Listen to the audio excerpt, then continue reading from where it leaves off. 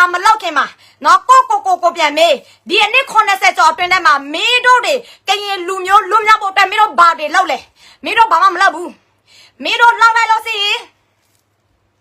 ကရင်အလန်းဆိုတာကဘာပေါ်မှာဆိုအကြီးဆုံးကရင်အလန်းအကြီးဆုံးလောက်လိုက်လို့ကရင်လူမျိုးလွတ်မြောက်လာကရင်အရောက်ထုကရင်မအရောက်ထုနဲ့ကရင်ကောင်ရောက်ထုအကောင်ကြီးပဲမင်းတို့လောက်ထားတယ်မြန်မာငွေအသိန်းပဲ200ပဲ2000ကောင်မှလည်းမသိဘူးမင်းတို့အဲ့လိုမျိုးလောက်မဲ့အစားငါပြနေတဲ့နေတို့ရကရင်လူမျိုး